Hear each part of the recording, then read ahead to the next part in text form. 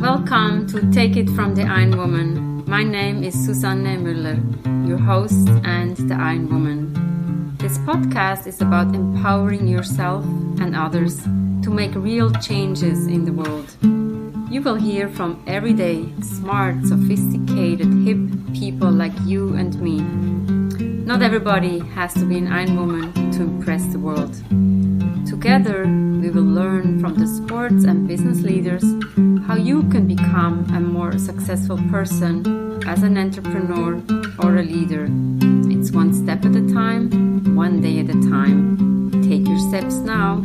Take your big steps now. Join me on this journey to success. This podcast is being sponsored by Get Loopy. On episode 41, you can hear the story of Isabel, the co-founder and CEO. Get Loopy, get a 20% discount off your first order. GetLoopy.com. Take it from the Iron Woman. We only have special guests, and today we have Maurice. Maurice and we studied together. It was this century we met. Maurice. Barely within the century. But it was this century. So Maurice, introduce yourself. Who is Maurice who's going to join us today with a fantastic smile and laugh?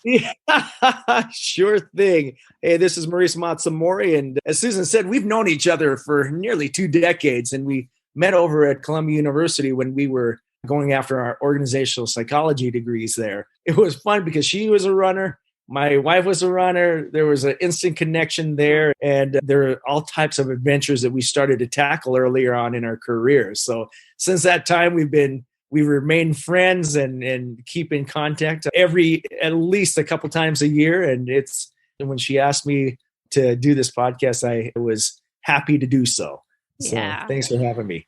And I want to say for all the listeners who think like networking is just like connect on LinkedIn and that's it. It's actually about nurturing the network. And Maurice and our other friend, Mike, we probably speak, I don't know, once or twice a year, but this should not stop. Tell us a little bit about your OD career. And obviously you and we have sports in common. And I know you had some great examples for the listeners to hear. Well, it's interesting because my career in organizational development, learning and development, leadership development, it all started back in Arizona when I was over at what is now Honeywell, but back then it was Allied Signal. And I was given the opportunity not the opportunity, I was actually thrust into the middle of a mess. And that mess was going in to work with the shop. So we had the glass building and then you had the shop where all of the pneumatic control valves were made for airplanes and other types of aerospace vehicles and parts and such. And there was a massive fight in between the engineers, between the mechanics and the sales and so on and so forth. And I remember going out there and it was, what's this college boy here for? That's how it was treated. And it was interesting because I got my first taste of what it was like to really challenge assumptions, really get down to the bottom of a problem and not to do it for the sake of getting to the problem, but really getting to know the people as well. And what happened was I was given leave of my position. Well, actually, I was doing both positions. And I worked on the assembly line as a mechanic. And that led me to, that was pretty cool. And it let me see what it was like to be a mechanic and where the miscues in communication were throughout the company. And then it also helped us to expose some of the things that were outside of the organizations, whether that be the clients or whether that be the providers of the materials or the suppliers. And it was amazing because we were able to tie all those things together, and all of a sudden the heroes became mechanics. And it made me really realize the power of what could happen if that communication was there. And that's what took me to Columbia University. After graduating from Columbia, I went on Wall Street, and it was right before all the financial meltdowns. I guess it was about 7 or 8 years prior to that.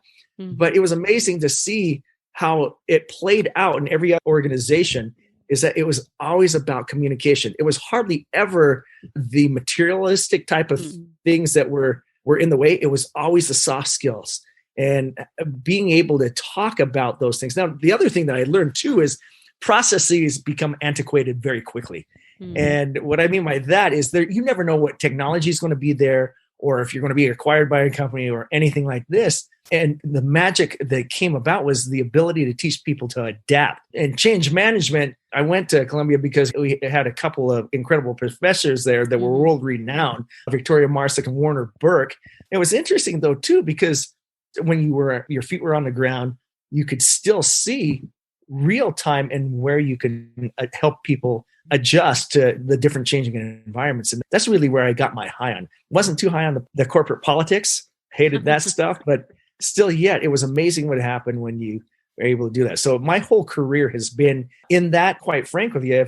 If I didn't feel like I had an impact, I was out of the company real quick. So I know that. But obviously I'm interested in sports. So you told the stories about the athletes and how to integrate in life. Like, I think that's what I want to hear. What Susan brings up is completely by accident. I love wakeboarding. Love it, love it, love it, love it. And I decided I want to talk with wakeboarders. And so I invited the Oakley wakeboarding team back in the day, this is 2007, to come and film the latest Oakley wakeboarding movie, part of it in New York City. And so I took them along the Hudson and the East River. They were doing really early in the morning and filmed a piece of it right in front of the Statue of Liberty. We were doing some crazy tricks and became fast friends with many of the professional wakeboarders. And what happened was I quickly found out that they wondered what to do in their life. It's not a big money sport like football or things like that. So they wanted to understand how they can best prepare for the future. And so slowly but surely, and accidentally, quite frankly, I became a coach to them from a life standpoint and tying in all the different pieces that I'd learned in the organizational development, learning development world. And so it was interesting. I never got paid for any of this. This was all free because they were good friends. But what that eventually led to was being introduced to so many wakeboarders that I wanted to share the so-called stoke. If you're in action sports, you know that stoke is a big thing. I wanted to share that with other people. And so another friend and I started a site called Stoke Meter.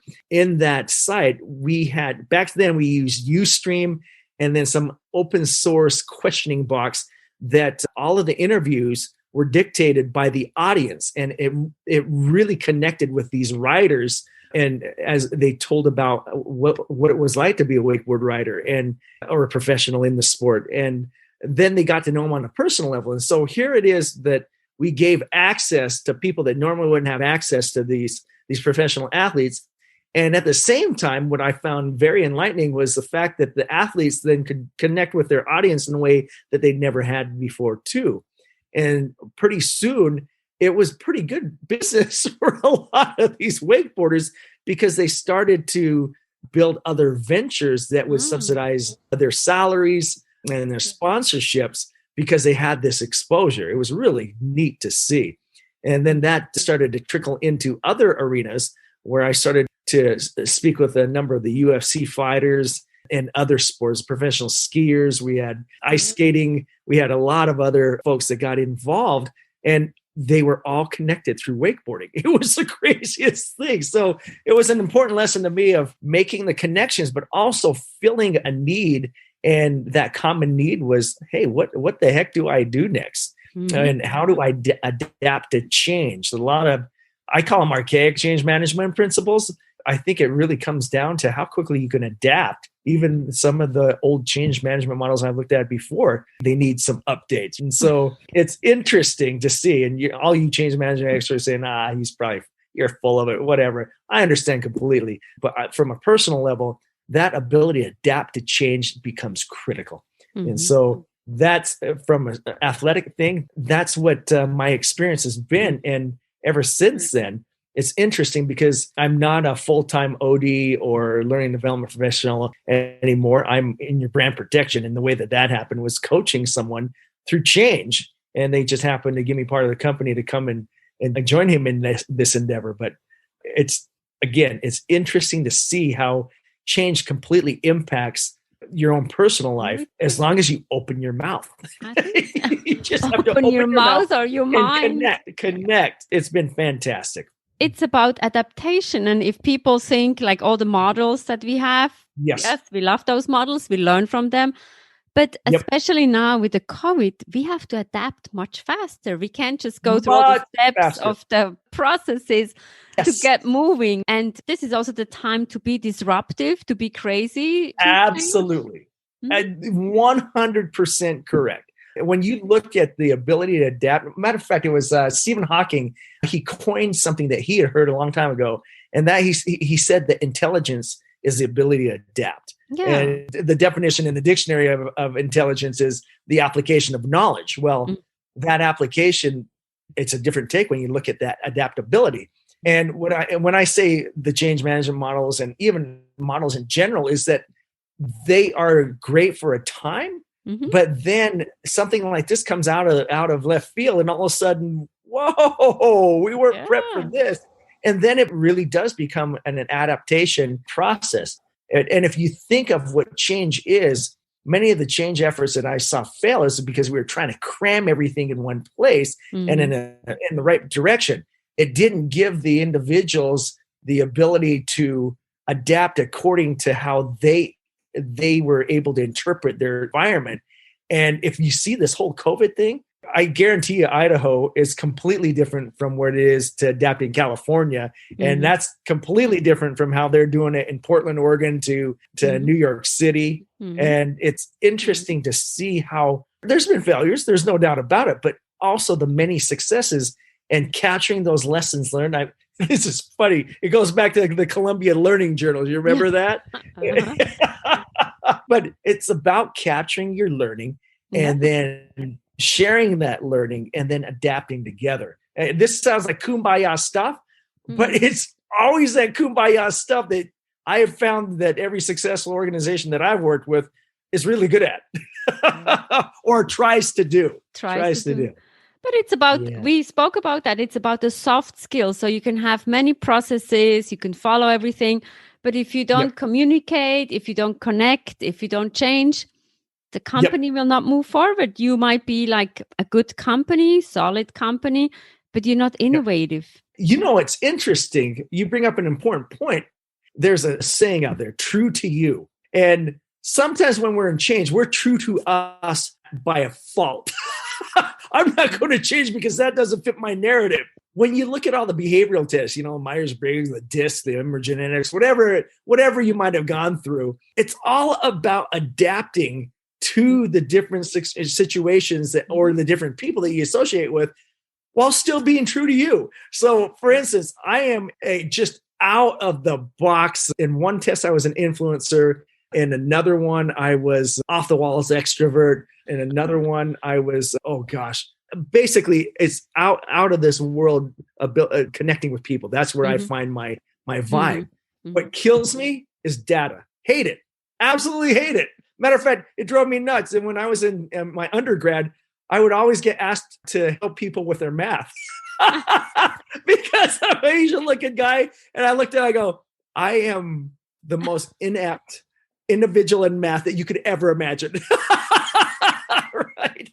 And so it was funny because what you started to see there is that you have this data element that when you marry it with this hyper mode to connect, it becomes a very effective combination and you're both staying true to each other. And what I found is that in the journey through my professional and personal career, or personal life rather, is that inability to share strengths is that inability to progress at your full potential. If that makes any sense at all. I'm just speaking from my own experience, what I've seen.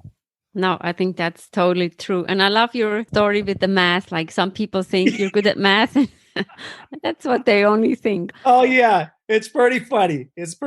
But and quite frankly, I don't blame them. Everyone else I hung out with that happened to be from China or Japan or such, they were adept. And so, and you know what? That does bring up another point, is not to take offense. It's so easy to take offense. Yeah. And when I look at organizations that I've worked with currently and in the past, the biggest reason that they're in trouble is because someone took offense. The engineers are ticked at marketing team because they're selling their stuff and they can't make a promise or whatever. And then they get so ticked off each other that they dig in their heels and say, I'm right. No, I'm right. And it's a finger point. And what's that old saying? When you point fingers, there's 3 pointing back at you. Mm-hmm. And it's interesting to see that if you have that ability to question yourself, and by the way, taking a line from the old movie Tombstone, my hypocrisy knows no bounds. I'm saying this because I'm learning it in the process too. Doesn't mean I'm the best practitioner of it. That taking offense is something that has been the greatest inhibitor corporate success and personal success. I think so. And we spoke about providing feedback.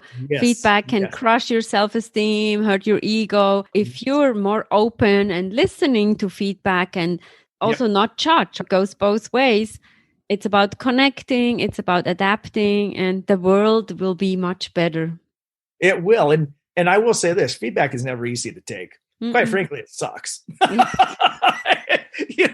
You never want to hear how you're not doing well in one area.